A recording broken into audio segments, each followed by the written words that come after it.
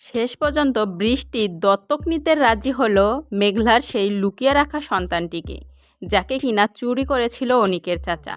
শুধু তাই নয়, বস্তিতে থাকা এই দাইমা যে কিনা টাকার জন্য বিক্রি হয়েছিল অনিকের চাচার কাছে, আজ সেই দাইমার কাছেই অনিকের চাচা গোপনে রেখে এসেছে মেঘলার সন্তানকে।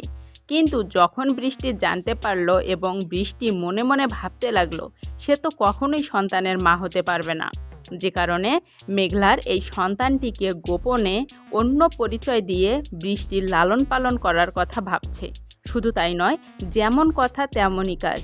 বৃষ্টি তার ভাবনা চিন্তার সঙ্গে মিল রেখে সে এবার অনিকের চাচাকে প্রস্তাব দিয়েই ফেলল যে সে এই সন্তানটিকে দত্তক নিতে চায়। শুধু তাই নয়, নিজের পরিচয় দিয়ে সেই সন্তানটিকে বড় করতে চায়, কারণ বৃষ্টি তো কখনোই সন্তানের মা হতে পারবে না, যে কারণে অনিকের চাচার কাছে এমন আবদার করে ফেলে বৃষ্টি। অনিকের চাচা তার তো কোনো আশ্রয় নেই, থাকার জায়গা নেই, যে কারণে অনিকের চাচা রাজি হয়ে যায় বৃষ্টির এমন প্রস্তাবে। কারণ বৃষ্টির এমন প্রস্তাবে যদি অনিকের চাচা রাজি হয়, তাহলে বৃষ্টিদের বাসায় তারা থাকতে পারবে, খেতে পারবে এবং হয়তো বা তাদের অফিসে কোনো একটা পোস্টে চাকরিও করতে পারবে।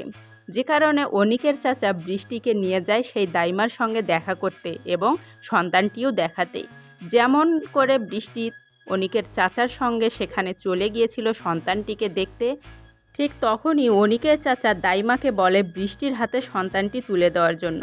বৃষ্টির হাতে সন্তানটিকে তুলে দেয় দাইমা, কারণ দাইমা শুধুমাত্র টাকার কারণে মেঘলা এবং অনিকের সঙ্গে এমন অন্যায় আচরণ করেছে। হ্যাঁ বন্ধুরা, এমনই ধামাকাদার পর্ব আসতে চলেছে গরিব ঘরের রাজপুত্র নাটকের সামনের এপিসোড জুড়ে। এর থেকেও বড় চমক নিয়ে আসবে মেঘলা, কারণ মেঘলার পরিচয় নয়, এবার যেন শালিমার পরিচয়ে নতুন করে অফিসে জয়েন করবে।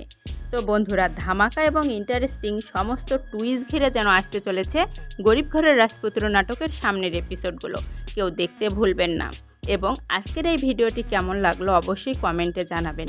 আপনাদের জন্য আরেকটি নতুন ভিডিও আনবো, যেখানে আপনারা A to Z জানতে পারবেন কি ঘটতে চলেছে আদৌ এই সন্তানটিকে ঘিরে মেঘলা এবং অনিকের মধ্যে। সেই নতুন ভিডিওটি দেখতে আমাদের পাশে থাকুন। ভিডিওটি ভালো লাগলে লাইক কমেন্ট শেয়ার করে ছড়িয়ে দিন এবং নতুন ভিডিওটি দেখতে চ্যানেলটি সাবস্ক্রাইব করে বেল আইকনটি বাজিয়ে রাখুন, যাতে পরবর্তীতে নতুন ভিডিও আপলোড করার সঙ্গে সঙ্গে আপনাদের কাছে নোটিফিকেশন চলে যায় এবং আমাদের আপডেট ভিডিও নতুন ভিডিও আপনারা দেখে নিতে পারেন। ধন্যবাদ জানাই।